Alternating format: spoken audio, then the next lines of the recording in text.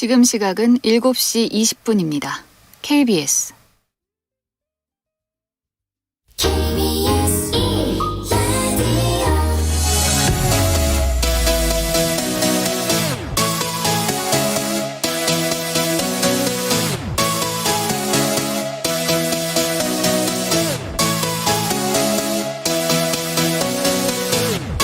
KBS 열린 토론.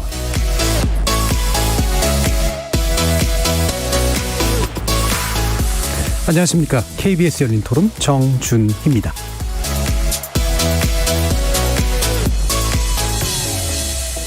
KBS 열린 토론 월요일에는 정치의 재구성으로 여러분을 만납니다. 국민의힘 당대표 경선이 후보들 간 막판 신경전으로 뜨겁습니다. 오늘부터 내일까지 양일간 당원 대상 모바일 투표가, 그리고 9일과 10일에는 일반 여론조사가 실시되는데요. 당원 투표 70%, 여론조사 30% 비중으로 선출된 이번 경선 결과는 금요일에 나올 것이라고 하죠.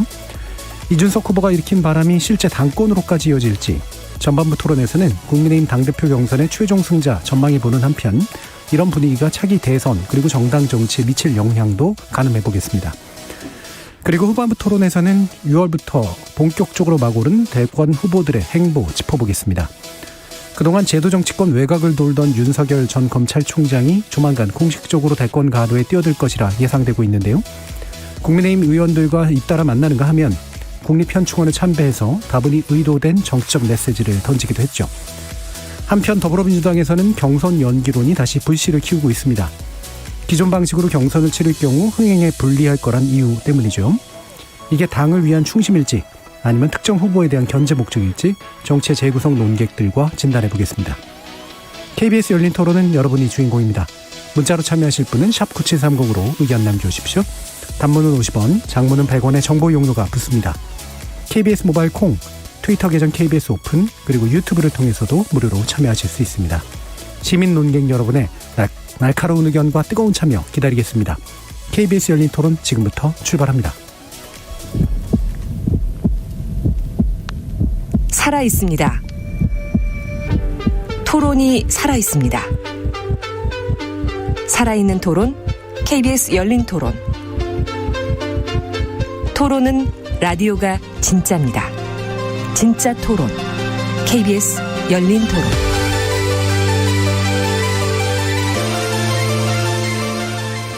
정치를 보는 새로운 시선, 정치의 재구성에서 시작합니다. 함께해 주실 네 분의 논객 소개하겠습니다. 더불어민주당 장경태 의원 나오셨습니다. 안녕하세요. 장경태입니다. 자, 지난주에 이어서 국민의힘 윤희석 대변인 함께하셨습니다. 네, 안녕하세요. 윤희석입니다. 전 정의당 혁신위원이셨죠. 김준우 변호사 나오셨습니다. 안녕하세요. 김준우입니다. 그리고 격주로 만나는 국민의당 김근태 부대변인 나오셨습니다. 안녕하십니까. 김근태입니다. 자, 우리 이준석 최고위원이 자리를 비우면서 더 많은 말들을 네, 나머지 분들이 해야 되는 그런 상황들이 계속해서 연출되고 있는 것 같아요. 이것 때문에 또 윤석 대변인 말씀해 주시느라고 고생 많으실 것 같은데, 일단은 뭐 적어도 흥행은 잘 되고 있는 건 확실한 것 같습니다. 그리고 꽤나 고무적이기도 하고, 제가 보건대는 실제로 토론 진행해보고 이러면서 느끼는 게 뭔가 당이 바뀐 것 같은 느낌 같은 걸 실제로 느끼거든요. 어떻습니까? 좀 전해 주시죠. 일단 이번 전당대회는 저희가 작년 총선 이후에 14개월 만에 새로운 정식 당 대표, 당 지도부를 뽑는 전당대회입니다. 당원들의 기대가 그런 면에서 일단 크고요. 네. 말씀하신 바대로 흥행이라는 관점에서 볼 때 국민적 관심을 많이 받고 잘 되고 있기 때문에 그런 면에서도 당원들이 굉장히 좀 뭐라고 할까요? 활력을 찾았다고 할까요? 그런 면에서 이번 전당대회 특히 대표를 뽑는 그 결과가 어찌 될지에 대한 예상이 분분하죠. 네. 본인이 지지하는 후보 또 본인이 예상하는 당선자, 그것에 따라서 기대를 갖고 있는 분들도 있고 또 한편으로 우려를 하시는 분들도 있습니다. 그렇게 되긴 하는데 어쨌든지 간에 저희 당 입장에서는 이번 전당대회를 통해서 앞으로 대선까지 연결되는 그런 정치 스케줄상 굉장히 좋은 기회를 갖게 됐다.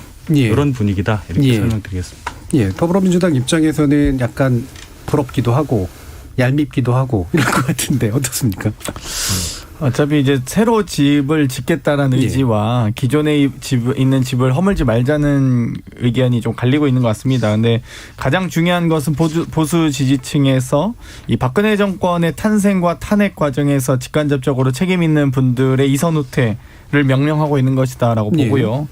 그 인물로서 적합한 사람이 나경원 주호영 후보는 아니지 않느냐라는 의견이 조금 더 많지 않나. 그리고 그런 의견들이 또 이 반사 효과로 이준석 후보를 띄우고 밀어올리고 있다 이렇게 보고요. 이 뭐 저희 입장에서는 어찌됐건 저희는 집권 여당으로서 안정적인 국정 운영을 해야 되고 또 그 행동에 대한 정책에 대한 책임을 져야 되는 정당으로서 야당의 어떤 그런 쇄신의 노력들도 매우 뭐 바람직하게 보고 있고요. 야당이 쇄신하면 또 여당도 거기에 또 이 반사 효과로 또 저희도 함께 쇄신하려고 하는 또 노력도 할 수 있기 때문에 좀 일단 11일 날 예정된 전당대회 일정을 좀 예의주시하고 있습니다만 뭐 기대도 하고 있습니다. 어쨌든 예. 좋은 결실로 맺어지길 바랍니다. 예, 그 기대를 하신다고 표현하셨는데 나름대로 시나리오 같은 것도 있으신가요? 뭐 이렇게 되면 이렇게 될 것 같다, 저렇게 되면 저렇게 사실 될 것 이제 같다. 지금 전당대회 흥행이라는 게 예. 당연히 이제 새로운 후보, 우리 국민들께서 이 소위 다윗이 골리앗을 이기는 경기를 가장 좋아하죠. 이 예. 역전승의 쾌감이라는 게 있잖아요.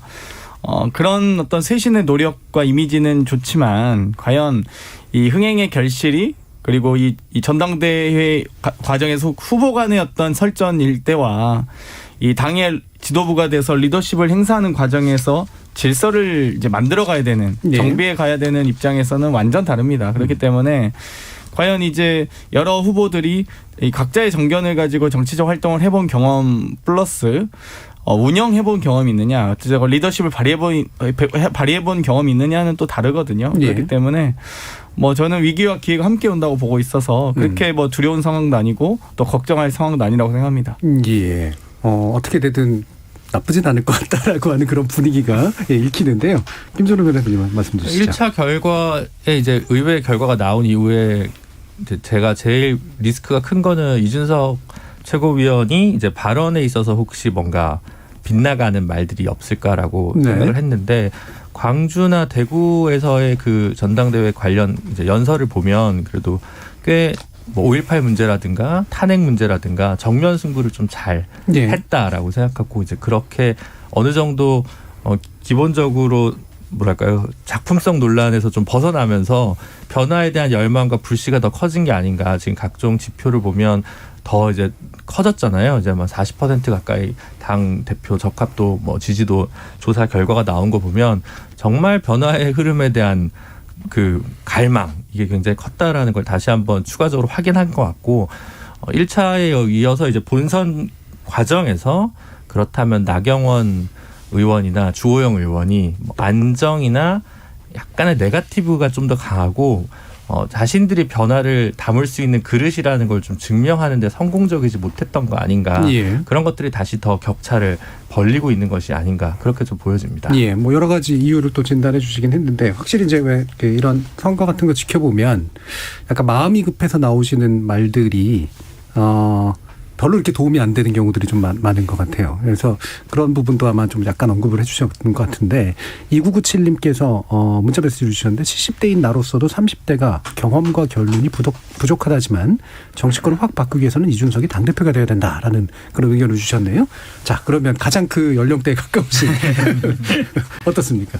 네, 일단 국민의당 입장에서는 오늘 이제 안철수 대표가 얘기했듯이 그 전당대회 과정에서 분출되고 있는 새로운 정치적인 에너지를 굉장히 긍정적으로 보고 있다 이렇게 또 입장을 밝힌 바 있습니다. 그렇죠. 그래서 좀 기세를 몰아서 야권의 혁신의 바람이 긍정적인 결과를 낼 수 있기를 기대하는 부분이 있고요. 그리고 분명히 굉장히 파격적인 것은 사실이라고 생각을 합니다. 근데 그래서 이제 앞으로 만약에 당대표가 된다고 하면 그 일거수일투족에 대해서 관심도는 굉장히 뜨거울 것이라고 생각을 하고 그래서 그런 부분에 있어서는 관심을 계속 받을 수 있다는 것이 또 굉장히 긍정적인 또 정치권에서의 영향일 것이라 생각하고 예. 그리고 기대감과 그 우려감들이 혼재되어 있는데 긍정적인 결과로 이렇게 이끌어낼 수 있는 것이 중요하다고 생각합니다. 예, 뒤에 아마 이제 당대당 이야기 나올 때 좀 더 언급하겠지만 제가 볼 때는 우리 김근태 부대변인이 보시면 제가 볼 때 김근태 부대변인이 평상시에 얘기하시던 것하고 이준석 현재 당대표 후보가 말하던 결하고 결이 좀 많이 비슷하거든요. 네. 예를 들면 이제 공정 경쟁의 관점이라든가 이런 것들 일정한 세대성하고도 또 연관이 돼 있기도 하지 않은가. 그다음에 이제 보수를 바라보는 관점에서의 유사성도 좀 있지 않은가라는 생각이 좀 드는데 그런 면에서 이제 현재 당대표 후보를 바라보는 것과 실제로 이분이 실제로 됐을 때 국민의당의 관점에서 바라보는 것과는 꽤 좀 다 차이가 있을 수도 있을 것 같아요.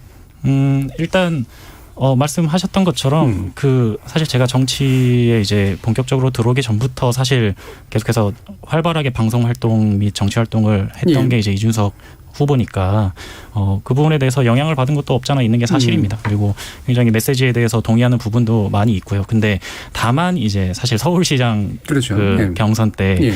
있었던 여러 가지 서로의 좀 마음을 다치게 할 만한 그런 완전히. 발언들이 조금 오간 부분들은 있죠. 그래서 그런 부분들을 좀 잘 해소해서 결국에 우리가 바라봐야 될 것은 통합을 통한 정권 교체이기 때문에 그런 부분들을 이제 잘 봉합하고 서로의 역할에 충실할 수 있는 그런 이제 앞으로의 예. 날들이 있을 거라고 생각합니다. 알겠습니다. 김근태 최고께서 이렇게 부대변인께서 이렇게 통합에 대해서 적극적인 표현을 하신 건 몇 달 만에 처음인 것 같아요.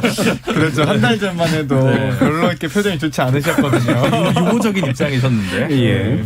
자, 2661님께서 부러워하면 지는 겁니다. 부러워할 시간이 어디 있나요? 그 시간에 국민의힘보다 더 바짝 국민의힘 편에 서서 더 열심히 하면 됩니다. 라고 하는 의견을 주셨는데 장경태 의원께 하시는 말씀 같기도 하고 그렇습니다. 자, 그러면 김준우 변호사님. 정치 분석가로서 지난번에 당심 얘기를 좀 우리가 일부 나누긴 했었습니다만 이게 실제로 이제 다가오고 있잖아요.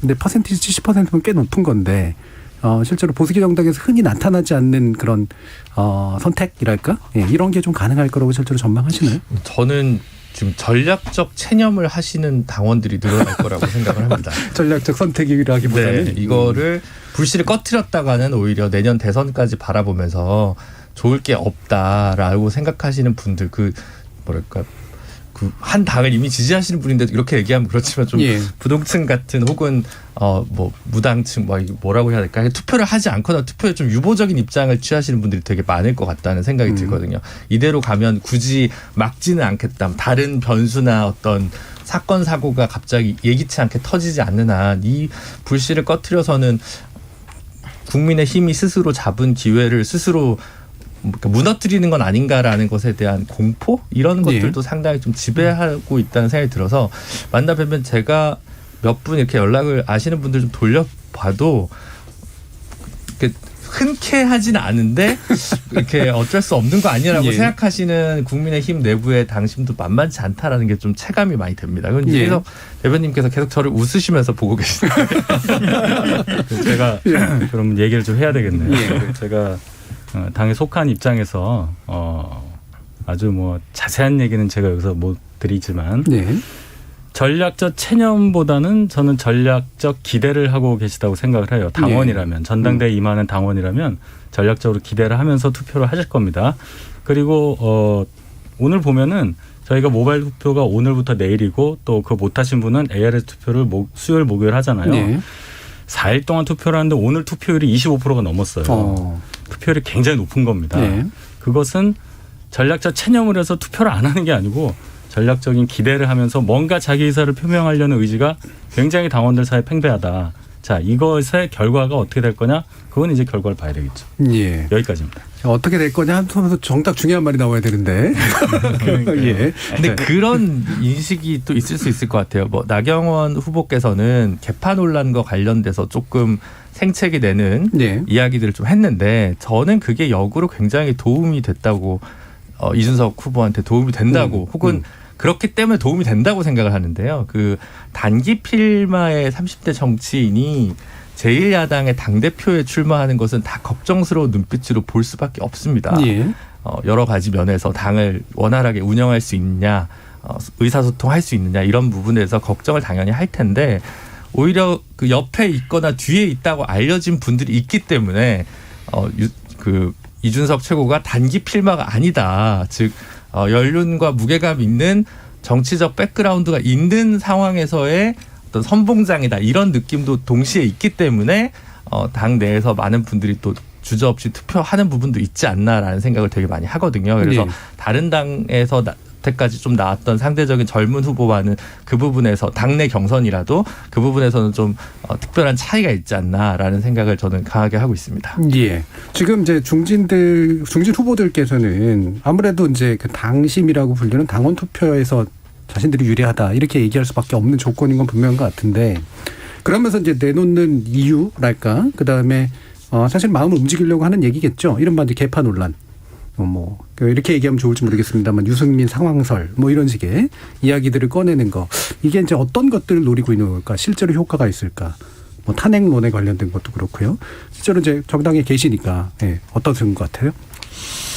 일단 확실한 것은 이준석 후보가 과거와의 단절을 확실하게 시도하는 건 예. 맞는 것 같습니다. 그러니까 일단 2030 세대가 가지고 있는 역사적 인식과 약간 5060은 당이 다르기 때문에 그 부분에 대한 단절은 잘 말하고 있는 것 같고요. 다만 예. 이제 소위 이준석 두꺼비가 독두꺼비냐 복두꺼비냐 이거는 또 다른 문제이기 때문에 이제 여러 가지 지금 전당대 과정에서 분명한 것은 상수가 되긴 했거든요. 그럼 전당대 이후에 이제 이 상수가 결국 묘수였냐 허수였냐를 가지고 국민의힘 당원들께서 땅을 치고 후회하실지 아니면 흐뭇하게 또 이 소위 문재인 대통령님과의 영수회담이라든지 또 송영길 당대표와의 회담 등을 또 상상하시면서 여러 가지 그림을 그릴 거라 봅니다. 다만 어찌됐건 본인이 지금 득표력을 보이고 있는 것은 단순한 인기도나 인지도가 아니거든요. 예. 결국 지지로 이끌어지는 그 당내 세력들에 분명히 엄연히 이 지지를 받고 있는 거고 지원을 받고 있는 거라고 보고요. 아무런 지원 없이 정말 호롤단신 이 지지율이 나온다는 것은 정말 어불성설이기 때문에 어찌됐건 이 당 운영 과정에서 여러 가지 어떤 공정성 시비가 있을 만한 여러 시험대가 있을 거라고 봅니다. 당연히 각종 인사 배치부터 주요 당직 사무총장, 비서실장, 당 대변인, 정책위의장 어떻게 배치할 것이며 그 배치하는 과정에서 앞으로 대선 기획단을 만들고 또 이 선거관리위원회 등을 만드는 과정에서 여러 가지 룰 세팅이 있을 건데 국민의힘의 룰 협상 과정에서 당대표로서의 보여지는 모습들 하나하나가 아무튼 가시밭길 지뢰밭이라고 보기 때문에요. 저희는 아무튼 그걸 조금 더 여유 있게 보고 있는 입장입니다, 사실. 예. 다시 또 이제 국민의힘 말씀을 좀 들어봐야겠네요. 어떠세요? 이런 조건에서 이제 중진 그 후보들의 이런 이유랄까 이렇게 공격하는 그런 포인트들이 나름대로 당 안에서 좀 이렇게 움직일 만한 요소들이라고 생각하세요? 선거기 때문에 지금 이 선거 구도가 이준석 후보가 특별한 어떤 능력이 있는 그런 부분도 있겠지만 한 명이고 네. 나머지 내부는 선수를 많이 가지신 소위 말하는 중진들이잖아요. 그래서 구도가 그렇게 짜여진 가운데서 상대적으로 이준석 후보가 돋보이는 효과를 그렇죠. 얻는 거는 부인할 수 없을 겁니다. 그런 차원에서 다른 이제 소위 말하는 중진 후보들께서 개파론이라든지 이런 걸 얘기하는 거는 말씀드렸듯이 선거기 때문에 네. 표 하나하나의 중요성, 표를 얻기 위해서는 무슨 말이든 다 해야 되잖아요. 그런 차원에서 하실 수 있는 흔히 선거 과정에서 나올 수 있는 얘기라고 보고요. 그것이 그럼 과연 당원들의 마음 움직일 그렇죠. 수 있느냐? 일정 부분 움직일 수 있죠. 예. 왜냐하면 다 아시지만은 저희 당에 아픈 과거가 있었고 그거로 인해서 서로 반목을 한 네.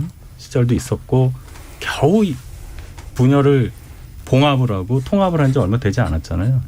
근데 이제 그 상처가 다시 이렇게 붉어지는 거에 대해서는 그렇게 바람직하지 않지만 선거기 때문에 이 정도로 넘어가고 선거 후를 이제 말씀하셨는데 자 누가 되든지 간에 아마 장경태 의원께서는 이준석 후보의 당선을 염두에 두고 말씀하신 걸로 생각을 하는데 설령 경험이 없는 분이 대표가 되더라도 이 당 대표가 과거처럼 총재가 아니에요. 모든 것을 다 결재하고 모든 것을 결정하는 막강한 권한을 가진 게 아니라 상당히 분권화돼 있단 말입니다. 당 구조가. 물론 당 대표가 가지고 있는 상징적인 의미가 있고 당 대표가 행사할 수 있는 기본적인 인사권이라는 게 있죠. 근데 당에는 당 대표 말고도 최고위원도 있고 100명이 넘는 국회의원이 있고 사무처가 있습니다. 지금 말씀하신 바와 같은 그런 혼란을 예상할 수는 있겠지만은 저희가 잘해서 다 막을 수 있다. 그리고 땅을 치고 후회할 수 있는 일은 아마 없을 거예요. 지금이 어느 때인데 저희가 후회할 짓을 하겠어요. 대선 얼마 남지 않았고 저희가 후회할 일을 했을 때 어떤 결과를 받았고 얼마나 힘들었는지를 지금 이 순간도 겪고 있는 사람들입니다. 현명한 결정을 하라고 봅니다. 저는. 예, 1935님께서 그동안 나이 많고 경험 많은 인물이 정치한 결과가 작금의 상황임을 보면 정치의 나이나 경험이 그리 중요한 것 같지는 않은 것 같습니다라는 그런 의견을 주셨는데요. 결국에는 이제 이런 새로운 바람을 원하는 흐름 자체는 분명히 명백한 큰 흐름으로 좀 있는 것 같고 대신 이제 아까 뭐 전략적 체념이라는 표현을 쓰시긴 했습니다만 결국 고민하게 만드는 요소는 이제 과연 정치라고 하는 큰 제도권 정치라고 하는 게 이렇게 나이라든가 아니면 선수라든가 그다음에 여러 가지 그 인맥이라든가 이런 것 없이 정말로 운영이 가능할까에 대한 불안감 뭐 이 부분일 것 같은데 이 부분에서 김근태 부대변인님은 예. 가장 거리가 좀 멀잖아요. 예. 어떤 부분? 거리가 멀다는 게 뭐냐면 바로 실제로 그런 것들이 없으신 쪽에 좀 더 가까우시잖아요. 그렇죠? 예. 정치를 관찰해 보신 결과 실제로 그런 여기 얘기하신 것처럼 정치 나이나 경험 그리 중요하지 않은 것 같습니다. 이런 진단들 맞다고 생각하세요?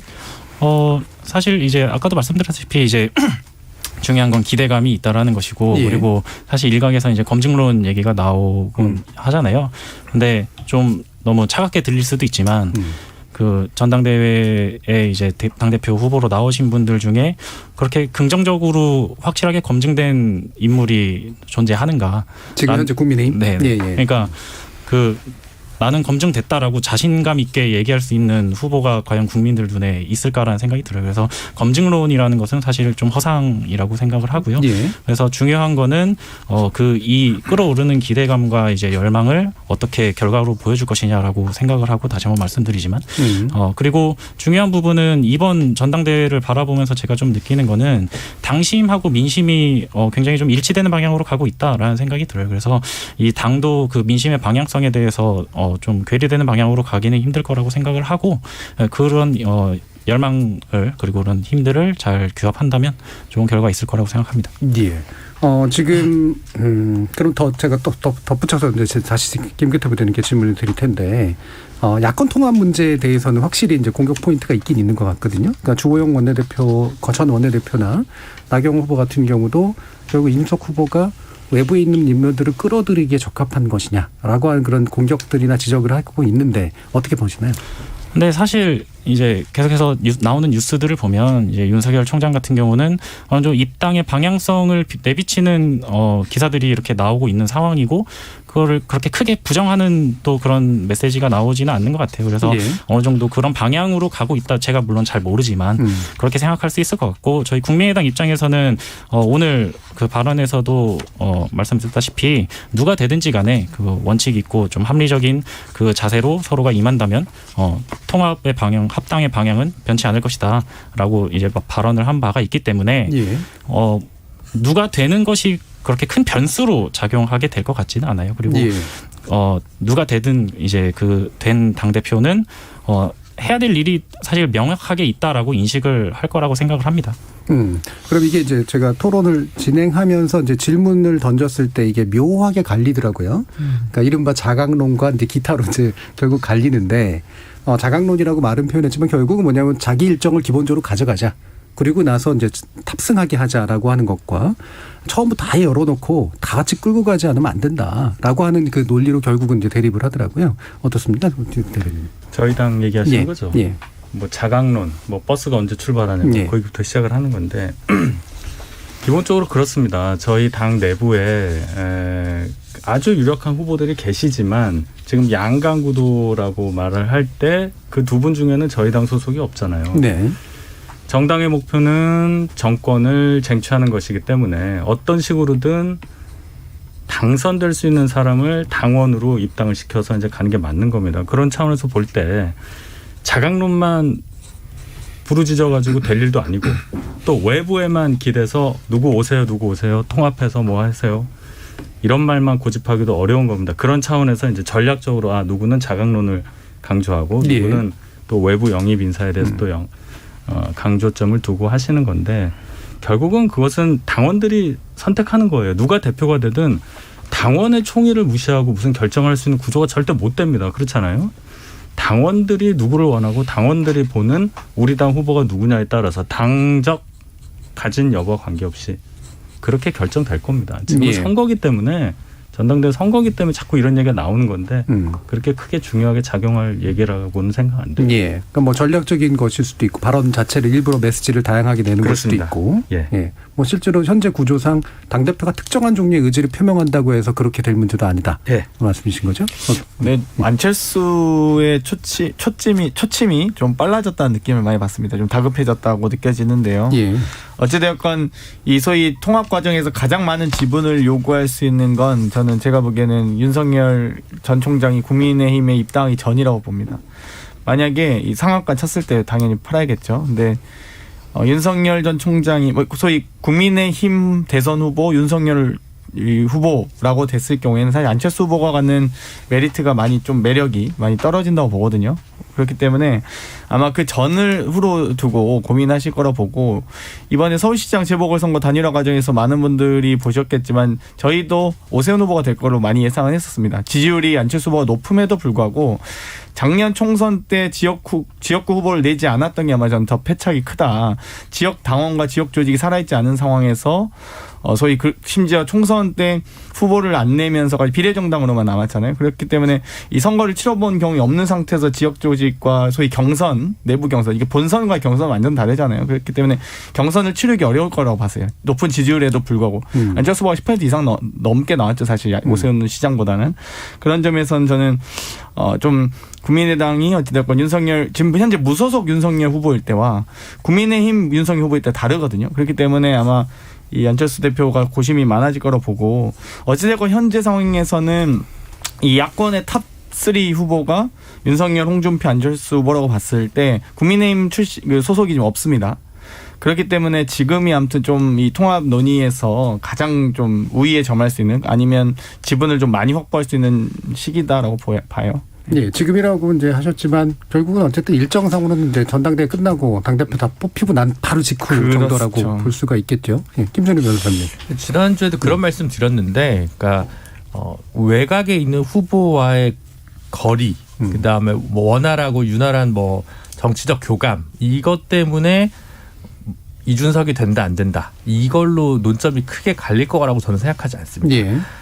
그리고 다른 얘기지만 저는 이준석 후보가 당대표가 되는 것이 이 당의 세대 교체와는 별 상관도 없다고 생각합니다. 예, 오히려 세력 교체가 정확한 것 같다고 생각하고요. 네. 이준석 최고가 지금 내세우고 있는 공정이란 담론의 역사적 배경에는 뭐 여러 가지 사회경제적 현상과 청년 문제들이 있지만 다른 한편으로 맞닿아 있는 것이 결국 박근혜 최순실 게이트와 관련이 있고요. 이건 결국 보수가 탄핵에 대해서 어떤 입장을 가질 것인가, 그리고 어떠한 입장을 가진 사람들이 보수의 주류가 될 것인가, 혹은 어떤 입장을 가진 사람이 중도와 교감할 수 있는가와 관련된 질문이 다시금 던져진 거라고 생각하고요. 반대편으로 갔다가 지난 총선에 패배했던 보수 정당이 이번에는 탄핵에 대해서는 적어도 긍정을 하고 들어가자. 배경에 있다고 알려져 있는 게 뭐 김무성 전 대표가 됐든 유승민 최고위원이 됐든 다 탄핵에 찬성했던 보수입니다. 사실은. 그래서 네. 저는 그 부분이 오히려 결정적인 약간 차이라고 생각을 하고, 그 부분에 대해서 뜨끔이지만 약간 반응을 보였던 주호영 의원이나 예. 뭐 나경원 의원이나 이런 부분에서 좀 확 치고 나가지 못한 부분도 사실은 좀 가려져 있는 쟁점이 아닌가라는 생각이고, 그걸 끝까지 끌고 나갔을 때 오히려 이제 탄핵에 찬성했던 뭐 안철수이든 아니면 탄핵 수사를 지휘했던 윤석열이든 뭐 이준석 최고와 교감하는 건 별 문제가 없을 것 같고, 이준석 최고가 당대표가 되면 제일 어려워지는 건 그런 면에서 홍준표 전 대표, 전 의원이, 전 의원은 아니죠. 죄송합니다. 현 의원이고 대선 후보셨죠. 예. 홍준표 의원이 조금 그런 부분에서는 거리감이 오히려 더 크지 않나 이런 생각이 좀 듭니다. 예, 그러니까 세대 교체이기보다는 세력 교체일 것이다. 그리고 그 세력이라고 하는 건 결국은 이제 탄핵 문제와 이제 이념에서의 중도성에 가까운 문제 이 부분이라고 얘기를 해주셨는데, 주호영 전 원내대표 같은 경우도 사실은 원래 이제 지금의 이제 국민의힘 주류는 아니었던 셈이잖아요. 저렇게 초기에 갈렸다가 안으로 들어오신 분이니까. 그러니까 탄핵 이후에. 그래서 이제 제가 볼 땐 나중에 이렇게 점점 좀 빨리 들어오신 분, 나중에 들어오신 분들 사이에 약간의 이제 결의 차이들이 좀 느껴졌었는데, 지금까지는 이제 그렇게 해서 나중에 들어오신 분들은 약간의 이제 배신자라고 하는 그런 어떤 약간 느낌 같은 것들이 좀 있어서 오히려 그런 부분에 대한 언행을 좀 더 조심하는 듯한 그런 느낌 같은 게 좀 있었거든요. 그럼 실제로 말씀하시는 것처럼 이준석 후보 같은 경우에 사실 애초부터 계속 줄곧 그런 식의 얘기들을 해왔는데 이런 식의 세력 교체는 충분히 가능할 거라고 생각하세요? 세력 교체다. 탄핵을 기준으로 이제 말씀하신 네. 건데, 좀 말씀드리기가 조심스럽습니다. 탄핵에 대한 입장은, 솔직히 드러내놓고 얘기하기로는 참 어려운 부분이 많아요. 예. 당원분들이 속마음으로 어떻게 생각하시는지도 저희가 조심해서 관찰해야 되기 때문에 딱 하나 좋은 것은 이번 전당대회를 계기로 해서 저희가 그동안 탄핵이라는 그 틀에 갇혀서 5년을 보냈는데 그 부분은 상당 부분 해소될 거라고 봅니다. 예. 탄핵을 기준으로 이번 전당대회를 본다면 이제 그렇게 해석을 할 수 있고요. 세력이 교체된다는 부분도 그런 식으로 김준우 변호사께서 말씀하신 부분으로 생각하면 일리가 있어요. 저도 그렇게 생각합니다. 그런데 이제 세력 교체가 일정 부분은 세대 교체하고도 관련이 되는 거니까 예. 뭐 꼭 그걸 구분지어서 이거다 아니다라고 말할 건 아니라고 생각하고요. 예. 전당대회가 탄핵의 강을 건너는 저희 당이 보수가 탄핵이라는 강을 건너는 좋은 계기가 된다. 이렇게까지만 말씀드리겠습니다. 예.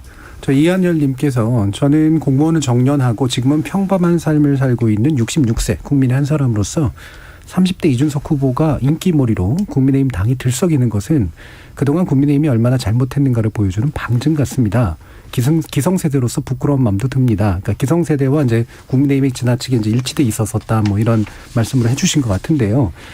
결국 세력 교체가 세대 교체 함께 말 수밖에 없다라고 하는 말을 해주셨기 때문에 다시 이제 장경태 의원께 여쭤야 될 것 같은데 이준석 후보가 장경태 의원은 구체적으로 언급했어요. 그러면서 더불어민주당 안에 초선 세력에게 굉장히 힘을 실어주는 듯한 우리 파트너 한번 만들어 봅시다라고 하는 말처럼 느껴지는데 어떻게 평가하세요? 칭찬해줘서 고맙긴 하지만 대꾸할 가치는 별로 못 느꼈어요. 네, 저는 뭐 그래서 별로 반응을 내진 않았습니다. 원한 거야. 야당의 관계가 경색 국면으로 지금 가고 있는.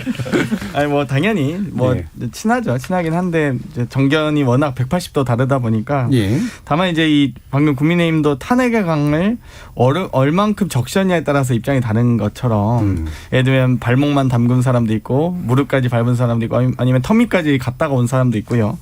그런 사람일수록 결국 이 자기 증명의 덫 같은데 걸리거든요. 예. 소위 이 진보 혹은 노동운동을 하셨던 분들이 국민의힘 보수정당 갔을 때 더 급진적인 혹은 더 우경화된 이재호 뭐 전 의원이나 뭐 김문수 전 지사 같은 분들 내가 정말 정통 보수야라고 더 강력하게 주장하게 되는 것 같고요. 예. 어찌됐건 이준석 후보도 지금 여러 가지 본인이 지금 탄핵 강에 뭐 상당 부분 또 들어갔다 나왔기 때문에 오히려 이 자기 부정을 하지 않기 위해서 강력하게 이 탄핵에 대한 정당성 필요성 혹은 최소한 우리가 다시 집권하기 위해서는 소위 정권 교체를 하기 위해서는 이 강을 건너야 된다라고 주장하면서 결국 그 일을 할 수 있는 매개체는 결국 세대 교체다라고 보고 있는 것 같아요. 그래서 결국 이 여러 가지 이 뭐 목표는 같겠지만 모든 지금 5명의 후보가 목표는 같겠지만 이 좀 목적지는 같을 수는 있으나 도대체 이제 타고 갈 수 있는 교통수단이 뭐냐 했을 때 그 교통수단을 제시하고 있는 건 이준석 후보인 것 같고요. 나머지 후보들이 지금 교통수단을 못 제공하고 있는 거죠. 이준석 후보는 버스 타고 가자라고 주장하고 있는데 네. 다른 후보들은 어떻게 갈 거야 했더니 뭐 어떻게 가지 걸어서 가야 되나 뭐 어떻게 이렇게 이제 좀 이 주춤거리고 있을 때 분명히 이 대안과 비전을 제시한 후보는 이준석 후보가 유일하다라고 봅니다. 오히려 선명하게. 말하고 나니까 좀 칭찬을 해보네요. 그러고 싶지 않았는데. 예. 되게 일관되지 않습니다, 오늘. 네. 자, 근데 지금 0388님은 더불어민주당은 안정감과 중후함으로 경쟁하면 어떨까요? 라는 의견도 주셨는데, 안정감과 중후함이 있으신가요? 어떻습니까? 뭐 저희는 기본적으로 집권 여당이고요. 예. 그 국정 운영 과정에서의 모든 정책들 하나하나 검증합니다. 그리고 이 여러 가지 뭐 예를 들면 국토부다 그러면 국토부의 정책들 하나하나 여당 의원들과 또 상임위 해당 상임위에서 검증을 하고 정책위와 정책조정위원회 등을 통해서 해야 되기 때문에 이 야당의 의정 활동이나 야당 운영의 방식과는 당연히 확연히 차이가 있을 수밖에 없고요. 마찬가지로 저희가 야당일 때도 이 국민의힘이 여당일 때 아마 그런 국정 운영 또 그 어떤 정당 운영 과정을 거쳤을 거라고 봅니다. 그렇기 때문에 저희는 좀 더 이제는 뭐 어떤 이 당의 어떤 당내 이벤트를 통해서 어떤 집권하거나 국민들에게 메시지를 주기보다는 국민들의 어떤 민생을 해결하고 정책으로서 실력을 발휘해야 된다 이렇게 보기 때문에 말씀 주신 것처럼 저희는 좀 더 유능하고 노련한 어떤 모습을 보여야 될 거라고 생각합니다. 예. 지금 이제 세대 교체 얘기가 한참 붙습니다만 사실 이게 이제 나이의 문제로 보면 결국은 뭐 세대 교체가 되려면 윗세대는 다 사라져버려라 뭐 이런 식의 얘기가 돼서는 안 될 것 같고 결국에 이제 나이로 인해서 정치의 어떤 권력이 달라지는 것들은 적어도 바뀌어야 되지 않겠는가라는 문제의식에는 상당 부분들이 동의하실 것 같은데 제가 이제 뭐 한국 돌아와서 한 10년 경험해 보면 그 일반 사회가 굴러가는 나이 연령대하고 좀 10년 정도 뒤처지는 데가 학계하고 정치계인 것 같거든요. 그러니까 여기서 가면은 아직도 젊은 사람이고 뭐 이런 거잖아요. 실제로 정치권 보시면 만약에 당대표가 이준석 후보가 된다고 하더라도 실제로 이런 세대 교체를 이뤄낼 만한 뭐 바람은 불 수 있을지어도 사람이 되게 중요한데 주변에도 이제 사실은 많지가 않으시잖아요. 비슷한 세대 분들이. 네, 뭐 주 구성원을 차지하고 있지는 않죠. 네, 주 구성원은 적어도 아니죠. 그렇죠. 일종의 이제 뭐 예비 부분들은 있겠지만 뭐 빨리 성장하고 빨리 이제 어쨌든 그 중요한 부분을 차지하고 또 이래야 될 텐데 그럴 가능성이 어느 정도 된다고 보세요? 일단 각 세대가 갖는 또 역할이 나름대로 분명히 존재한다라고 봐요. 그리고 제가 사실 요새 굉장히 많이 느끼는 부분인데 이번 서울시장 선거가 끝나고 나서 이 20대 지지 방향에 대해서 굉장히 뜨겁게 또 관심을 받았지 않습니까? 그러면서 그 청년들의 생각이 어떠냐라는 것에 대해서 그 주제를 가지고 대화를 할 수 있는 기회가 굉장히 많아졌어요. 그 이전보다. 근데 그렇게 실제로 대화를 많이 해보면서 느끼는 거는 확연하게 이 기성세대와의 그 인식의 괴리가 분명히 존재한다라는 거를 느꼈습니다. 아무래도 그거를 이제 곰곰이 생각을 해보면 대한민국 사회가 굉장히 좀 급격하게 변한 측면이 있죠. 그 전 세계적으로 따져봤을 때도. 그러니까 뭐 30년 전의 분들이라고 하면은 뭐 60년대부터 이렇게 태어나셨던 분들의 살았던 한국의 이제 사회상이나 경제 수준이라든지 그리고 뭐 90년대 이후에 국민들이 살아왔던 사회상이라든지 경제 수준이 너무나도 극명하게 차이가 나기 때문에 그 기저에 깔려 있는 인식의 차이가 분명히 있었다라고 생각을 합니다. 그리고 그거를 최근에는 이제 많은 대화 그리고 교류가 오가면서 확인하는 과정이 있었다라고 생각을 하는데 그런 부분들을 젊은 세대들도 느꼈을 것이고 기성세대 분들도 분명히 느끼셨을 거예요. 그래서 우리가 앞으로 더 활발하게 교류를 하고 함께 만들어 가야겠구나라는 그런 필요성을 분명히 느끼셨을 거라고 저는 생각을 합니다. 그래서 이제 주된 구성원이 물론 젊은 층들이 아직 많이 부족하지만 그런 것들이 점점 뭐라고 해야 될까요? 이제 적절하게 균형을 찾아가는 그런 시간이 이제 있을 거라고 생각이 듭니다. 예, 세대 교체 부정적인 견해 주셨던. 아니 근데 이제 한국 정치를 시장으로 놓고 보면 20대가 30대보다 인구가 적고 30대가 40대보다 인구가 적고 40대가 50대보다 인구가 적습니다. 이게 지금 한국 인구 구조고요.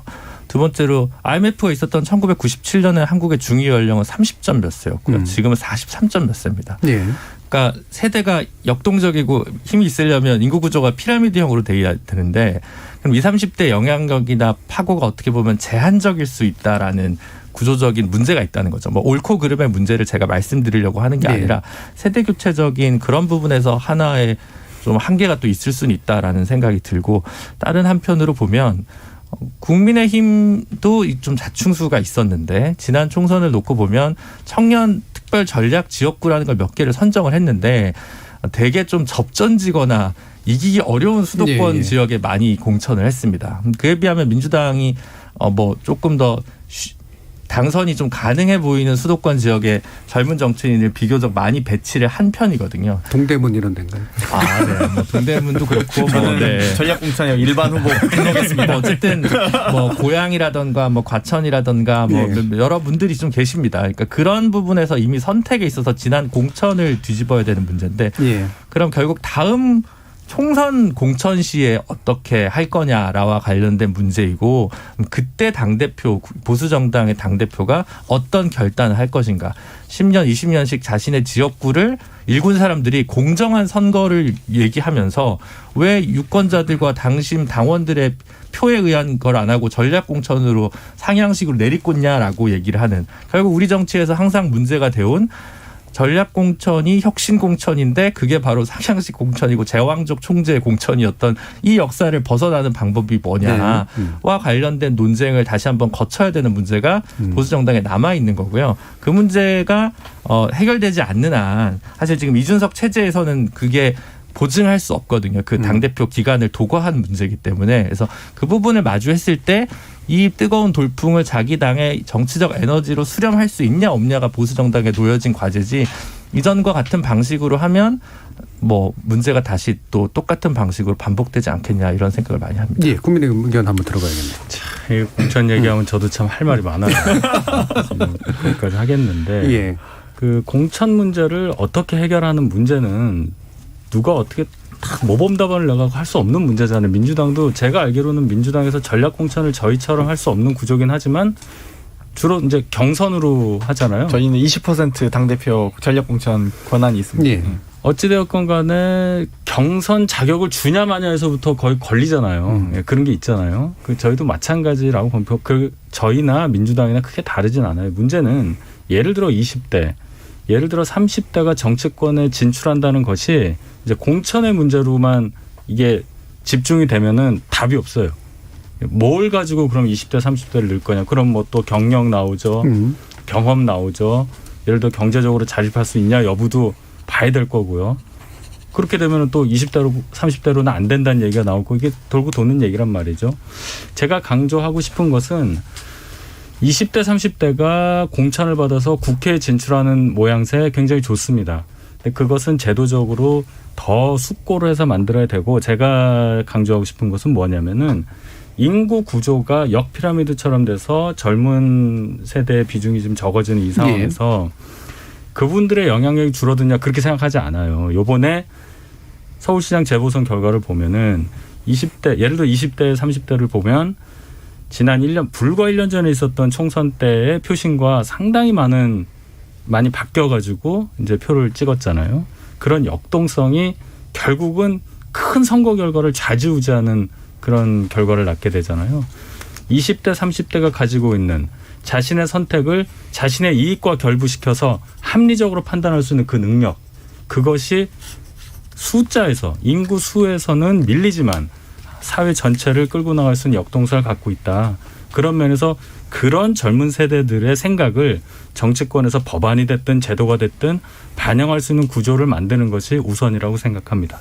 이제 모범 정답 같이 이제 하면서 정치적 해법을 약간 피해 가시는 건데 사실은 저도 저렇게 얘기할 수 있고 10분 동의하거든요. 예. 근데 결국 정치라는 시장에서는 약간 의인화된 사람을 필요로 하는 것 같아요. 그게 안 되면 진정성을 안 믿어주는 것 같아요. 그 얘기가 별게 없이. 그러니까 뭐 노동 정책이 더 진보적인 게 중요한 게 그럼 노동자 출신 누가 국회의원이 있냐라고 물어본다든가 뭐 항상 이제 그런 식으로 당사자론으로 귀의하는 게 저도 바람직하다고 절대 생각하지 않거든요.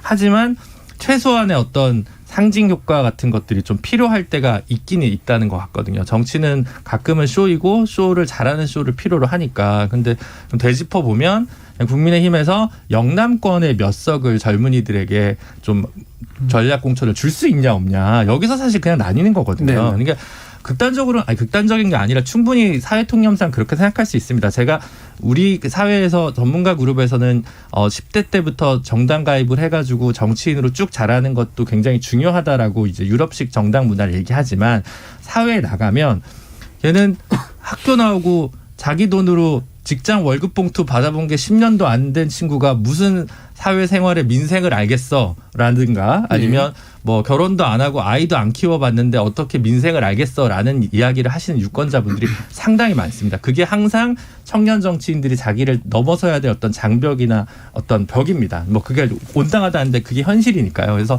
저는 그렇기 때문에 당의 힘으로 사실은 청년 정치인들한테 어떤 기회를 좀 더 서포트해줘야 되는데 문제는 다른 한편으로는 청년 당사자들도 청년 정치인들한테 상대적으로 관심이 적은 경우가 많습니다. 사실 이준석 최고 같은 경우는 8년 동안 10년 동안 언론에 노출된 부분이기 때문에 그 인지도를 따라갈 수 없지만 나머지는 그냥 청년 할당제에 힘입어서 그냥 운이 좋아서 특채가 된 또래라고 생각하지 저 친구가 나를 대변할 수 있고 우리 세대의 공통 분모를 가진 정치인이라고 감정이입하는 경우가 솔직히 말씀드려서 많지 않습니다. 그런 부분이 또 있기 때문에 그 두 개를 걸쳐야 되는데 그다음 또 하나가 문제가 지역구 문제인데 지금 세대 구조로 보면 지금 갈수록 젊은이들의 절반은 수도권에 살고 있고 그리고 계속 이사를 다니거나 본인이 직장을 잡으면서도 이사를 다니고 또 직장과 그리고 집 간의 거리가 멉니다. 뭐 예를 들면 경기도 광명에 사는데 뭐 직장은 광화문에 있다든가 자신의 지역구가 없는 세대가 본격적으로 도래하고 있습니다. 그래서 지역의 근거에서 지역의 사정을 잘 아는 젊은이, 지역의 젊은이가 더 사라지고 있다고 하고 청춘들은 직장과 그리고 뭐 이제 도심 지역에서의 친구들과의 네트워킹으로 자신의 시간을 소비하고 있는 현상에서 과연 종전의 지역구 중심의 정치 구도에서 사실은 청년들이 인입해 들어가기가 더 어려운 구조. 네. 그럼 뭐 이제 그러면 또 저 친구 선거제도 개혁 얘기하나 뭐 이렇게 얘기하시는데 제가 뭐 그렇게까지 얘기하고 싶은 건 아닌데 그 전반적인 구조 자체가 변하지 않으면 청년들의 자연스러운 세대 교체와 자연스러운 정치 인입을 받아들이거나 수용할 수 있는 구조가 못 만들어지고 그러면 그냥 가끔 20년에 한 번 이렇게 툭 무너지듯이 이렇게 세대 교체가 되나 이런 방식의 약간 극단적인 뭐 급격한 방식의 이것들만 있기 때문에 이걸 풀기 위한 각 당의 특히 뭐 정의당이나 국민의당처럼 뭐 10석 이하의 작은 정당은 사실 그 포션이나 여분이 많지 않습니다. 네. 하지만 100석 넘는 정당들은 그 정도의 여분이 있기 때문에 분명히 당의 장기 발전 전망을 위해서 지금 누가 당대표가 되고 그때 당대표가 되는 문제가 아니라 사실 미리미리 좀 세워야 되지 않나라는 생각을 좀 많이 합니다. 약간의 답을 드리면 저희 당 같은 경우는 지난 총선 같은 경우에 영남의 경북 지역에 2명의 보좌진 출신 젊은 의원을 용천에서 정의원 국회에 진출을 했고 이번에 의미 있는 얘기를 한 분이 하셨어요. 김웅 의원이 대선 당권 출마 선언하시면서 본인이 송파구 갑 굉장히 좋은 지역인데 저 입장에서는 자기는 다음에는 여기서 출마 안 하고 이렇게 좋은 지역은 퓨처메이커라고 하는 젊은 분들이 나와야 되겠다. 아예 이렇게까지 얘기를 하셨단 말이에요. 어느 정도는 지금 김준우 변호사께서 말씀하신 그런 방향으로의 그런 움직임이 있을 수 있다. 이렇게까지 말씀드리겠습니다. 알겠습니다. 근데 뭐 저는 이제 이준석 후보가 좀 이 셀프 자기 부정하는 말들 몇 가지가 있었거든요. 예를 들면 이 본인은 이제 청년 할당제를 하지 않겠다거나 혹은 여의도에 이 기거하는 보유령처럼 떠도는 청년 정치인들이 많이 있다. 뭐 이렇게 또 얘기하긴 했는데 뭐 비슷하게. 근데 사실 오히려 그 할당제의 수혜자가 본인이었어요. 비대위원일 때 청년 몫의 비대위원이었고 저는 오히려 여의도 청년 정치를 대표하는 사람, 그러니까 보수 청년 정치를 대표하는 사람이 이준석이라고 보거든요. 어찌되건 여러 가지 방송을 통해서 혹은 또 여러 탈당과 분당의 과정 또 최고위원 출마 만큼 전당대 출마한 청년이 얼마나 되겠습니까? 사실 본인이 여의도 청년 정치에 어찌됐건 한 축으로 있었다라고 보기 때문에 이런 것들을 좀 인터뷰하는 과정에서 왜 저렇게 얘기하지? 약간 이런 생각을 했고요. 이 사실 21대 총선에서 이 국민의힘에도 좋은 청년들이 많이 있어요. 근데 퓨처메이커 방금 말씀하셨지만 전부 다 험지로 내보는 걸 보면서 야 정말 안타깝다. 딱 그걸 명확하게 보여준 얘가 이 주호영 후보의 이 에베레스트 발언 아니겠습니까? 네, 네. 나경원 후보가 동작에서 안 나가고 이준석 후보가 노원에서 안 나가고 두 분 다 대구에서 나가셨으면 혹은 퓨처메이커 분들이 다 대구에서 나가시면 당선됐겠죠. 근데 방금 이제 김병우 의원, 정의원 님도 좋은 분들이죠. 근데 70년대생 이제 45 되신 분들을 청년이라 하기엔 좀 그렇고요. 80년대생 국회의원이 없습니다. 90년대생도 딱 한 명 이제 배현진 의원 이제 계시긴 한데요. 그분은 이제 좀 이 청년 정치를 대변하시기보다는 뭐 입당과 동시에 거의 대변인을 맡으면서 활동했기 때문에 좀 더 다르다고 보고요. 저희가 이런 과정들이 확실히 이 젊은 의원들이 없다는 것을 이 여러 상임위나 의정활동 보면서 저희는 청년 의원들이 탁 기획하고 전략 짜서 막 제안도 하고 또 저희끼리 기자회견도 하거든요.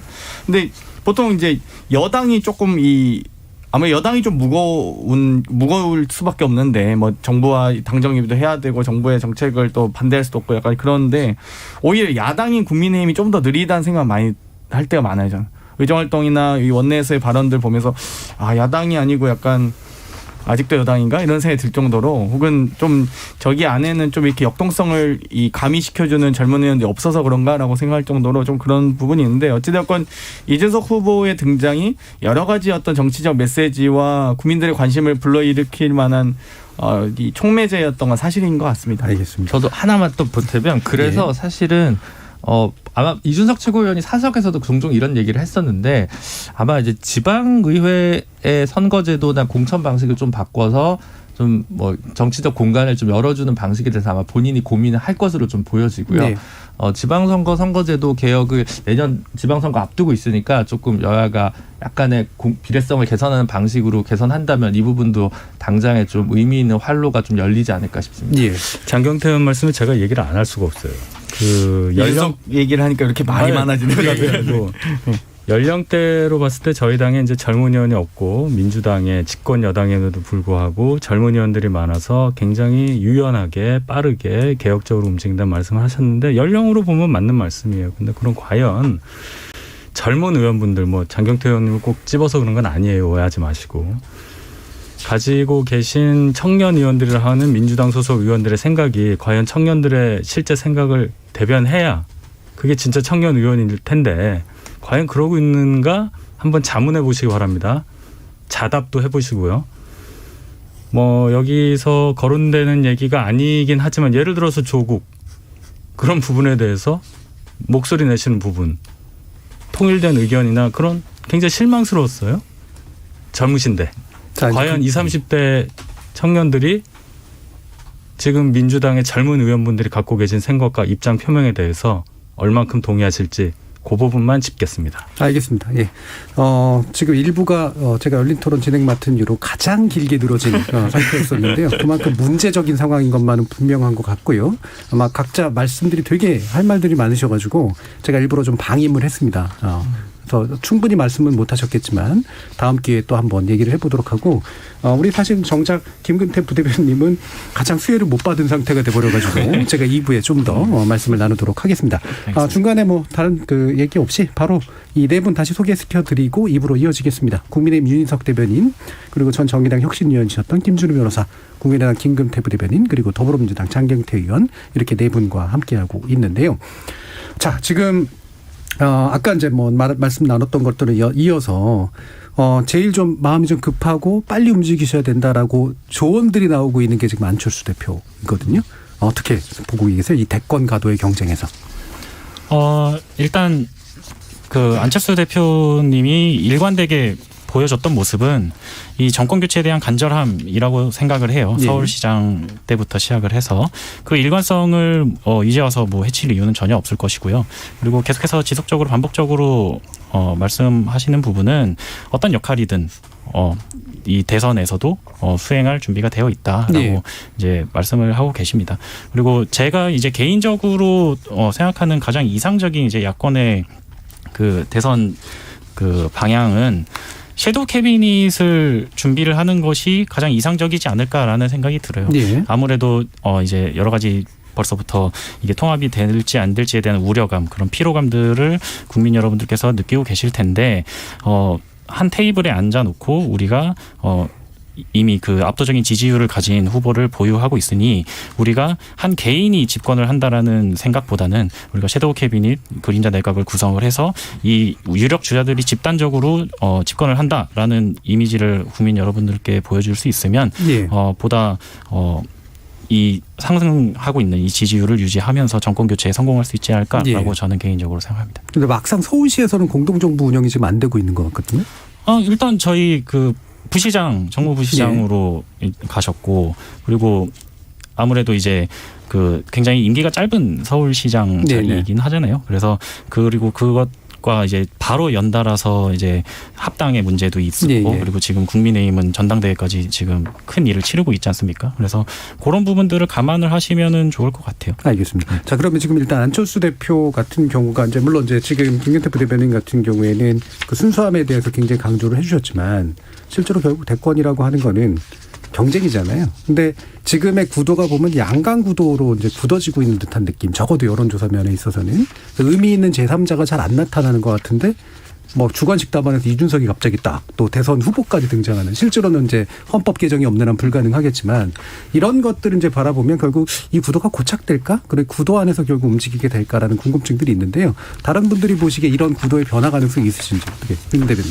제 개인적으로 생각할 때는 변화 가능성이 그렇게 커 보이지는 않아요. 예. 그 흔히 하는 말로 대선이 딱 끝났을 때 당선자가 나오고 그 다음 대선을 바라봤을 때 머릿속에 떠오르지 않는 사람은 다음 대선에 뭐 나오기 어렵다고 많이들 얘기를 해왔어요. 예. 그동안. 지금 5년이 남은 것도 아니고 1년도 안 남았고 이제 9개월 정도 남은 시점인데 이 상황에서 우리는 한 번도 이 전대미문의 이 대선 전초전을 지금 치르고 있는 거예요. 유력 대선 후보가 보수에서 보수 정당에 속하지 않은 상태. 그리고 집권 여당에서는 소위 말해서 그 주류가 아닌 분이 또 1등을 달리고 있는 상태. 이게 계속되고 있는데 이걸 뒤집을 여력이 없어 보이고 시간이 없습니다. 제가 볼 때는 시간이 없어요.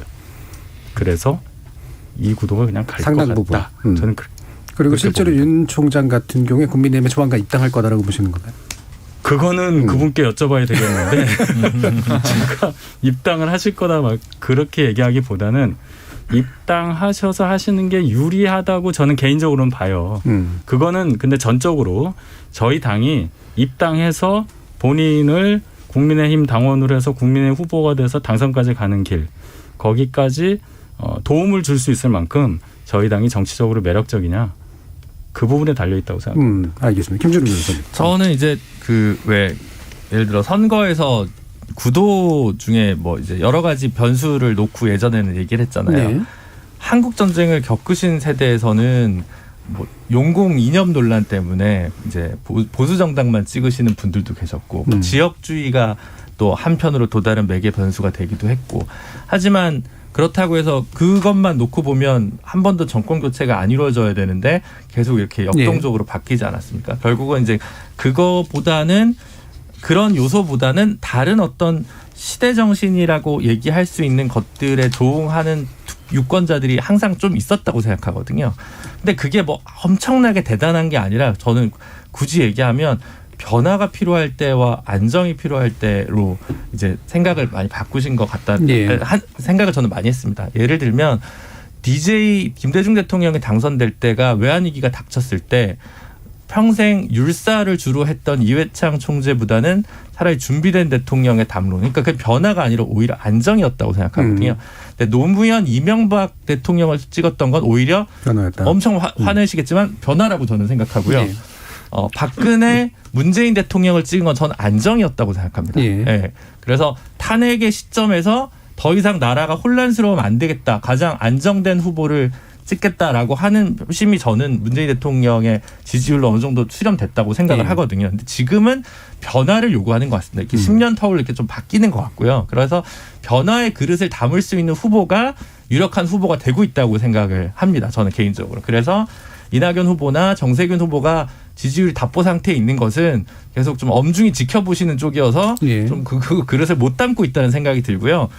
야권 쪽의 후보들도 그 정치를 오래 했고 안 했고 신선도의 문제가 신선한 후보가 항상 유리한 것은 아닙니다. 그거랑 상관없이 변화의 흐름과 구호들을 잘 외치는 사람이 있다면 그분에게 승기가 가지 않을까 이런 생각을 좀 하고 그 틀 안에서 봤을 때 물론 이제 시간적으로 너무 물리적으로 짧으니까 윤석 대변인 말씀대로 새로운 인물이 등장하기 좀 어렵겠지만 나와야 한다면 혹은 지금보다 더 높은 지지를 원한다면 그분들은 약간 변화의 이야기들 더 강력하게 던져야 된다고 생각을 하고요.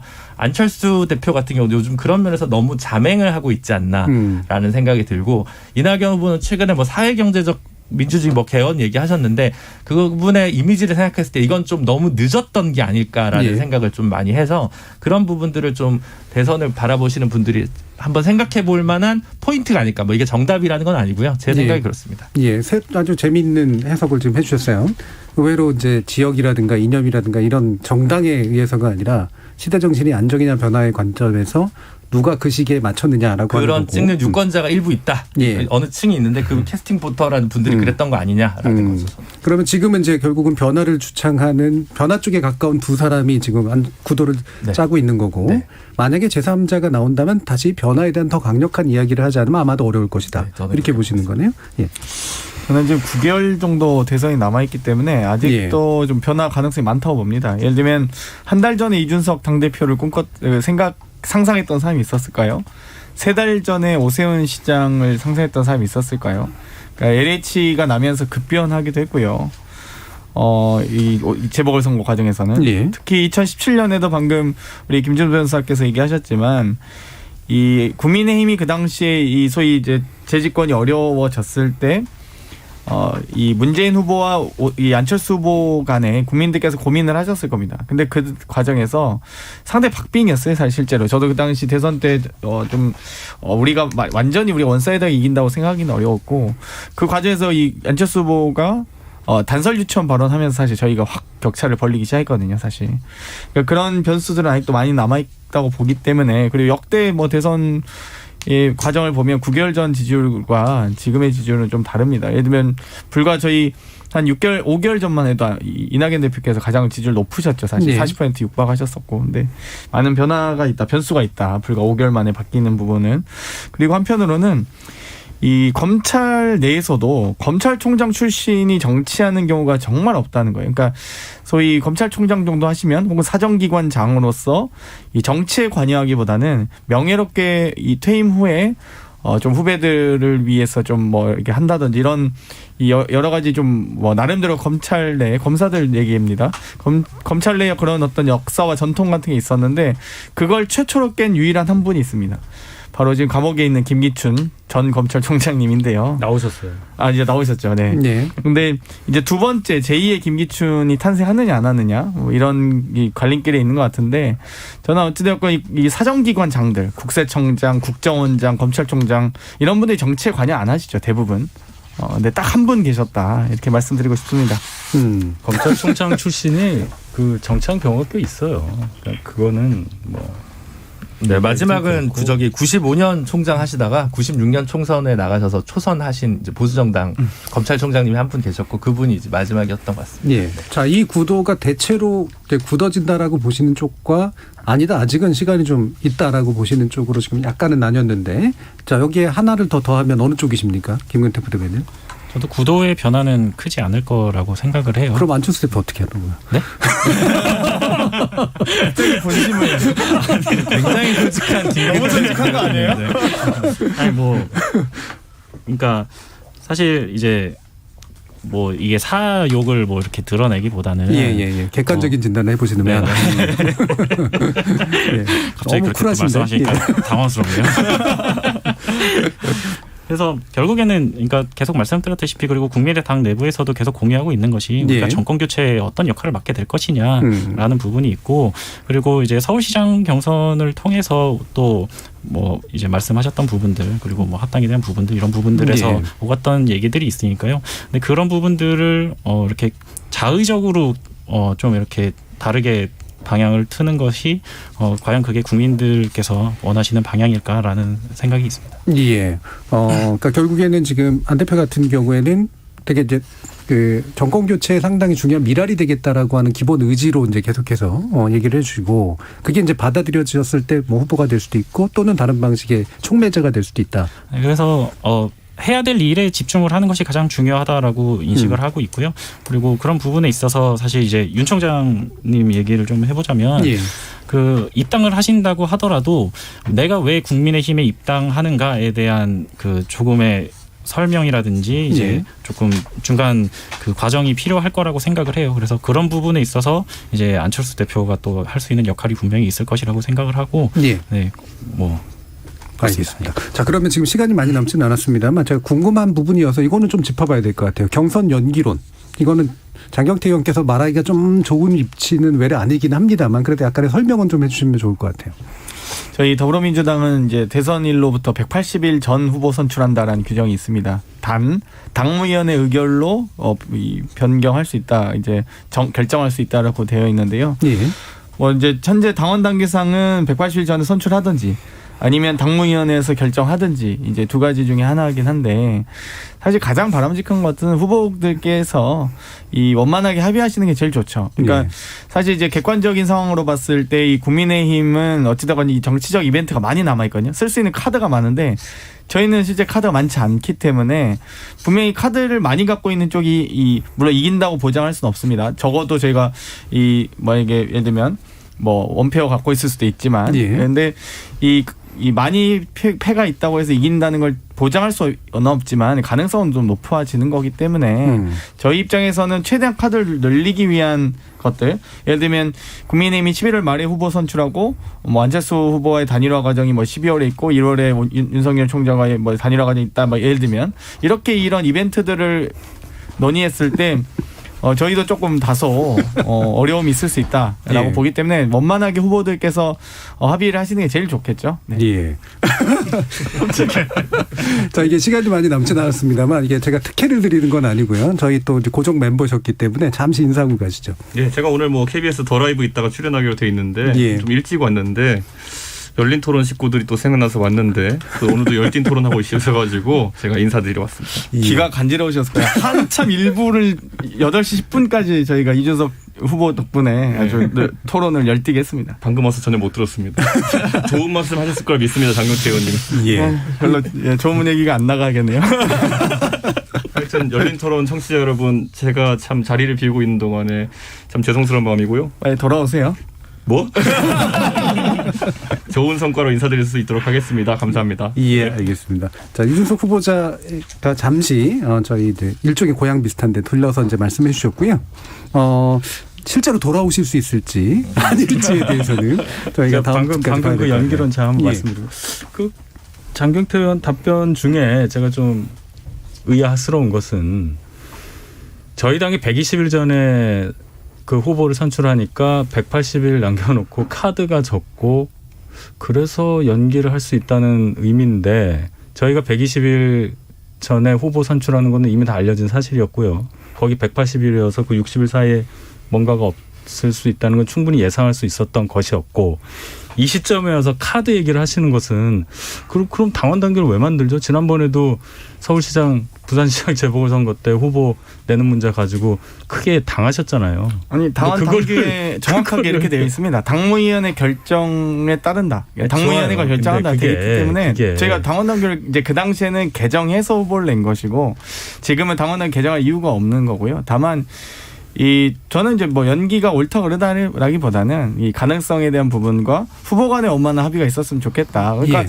딱 지금 국민의힘 저희 야권의 탑3 했을 때 국민의힘 후보가 없잖아요. 지금 윤석열, 홍준표, 안철수 후보식인데 그런 상황에서는 여러 가지 이벤트가 많을 수밖에 없는 거죠. 역동성은 분명히. 저는 일단 그 경선이라는 게 어쨌든 후유증이 항상 동반되기 때문에 그럼에도 불구하고 그러니까 경선 후유증을 치유하려면 시간이 좀 필요하니까 경선을 빨리 하는 게 저는 좋다고 생각을 하거든요. 예.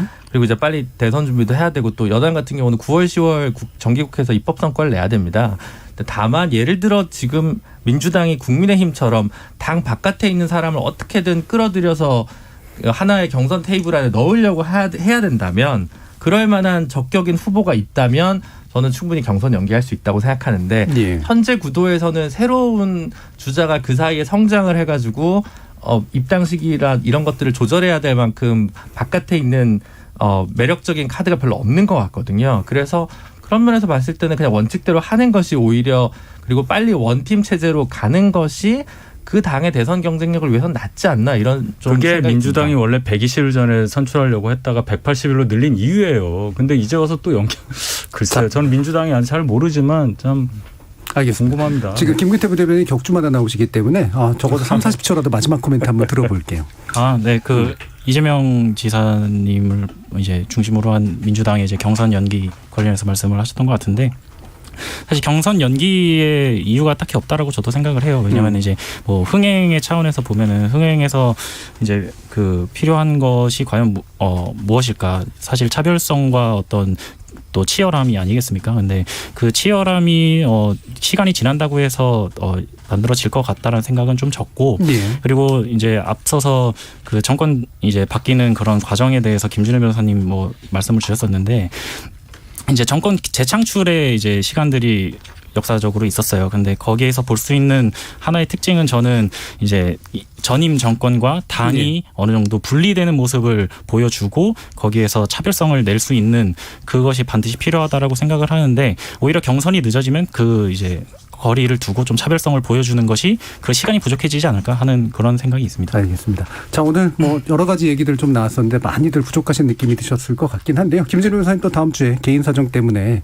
못 나오셔서 오늘 제가 시간을 좀 많이 드리려고 노력을 했습니다. 네, 양해해 다음 주셔서 주에 감사합니다. 또 뵙으면 좋겠고요. 함께해 주신 국민의힘 윤인석 대변인, 국민의당 김근태 부대변인, 그리고 더불어민주당 장경태 의원 네 분 모두 수고하셨습니다. 감사합니다. 감사합니다. 감사합니다. 영어 단어 중에 에이지즘이라는 게 있는데요. 우리말로는 대략 연령차별로 옮겨주죠. 한국의 맥락에서는 아마도 젊거나 어린이들을 무시하는 태도일 것 같지만 이 말이 만들어진 미국에서는 노인에 대한 편견을 가리키기 위해서 고안된 개념입니다. 그것도 1968년의 말이죠. 특정 사회가 이 단어를 어떻게 받아들이냐에 따라서 그 사회에서 연령의 차별이 어느 방향을 향하는가를 또 짐작할 수 있게도 해줍니다. 한국 사회 역시 아마도 조만간 연령 차별의 방향이 바뀔지는 모르겠는데요. 그토록 단단해 보이던 제도권 정치 영역에서도 뭔가 변화가 감지되는 듯합니다. 지금까지 KBS 열린 토론 정준이었습니다.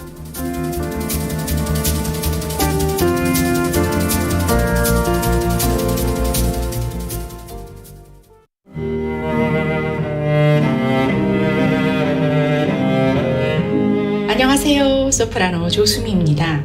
올해로 제가 세계 무대 데뷔 35주년을 맞았습니다. 모처럼 한국에 돌아와서 여러 곳에서 리사이틀 무대를 열었는데요. 객석 간의 거리 두기를 하고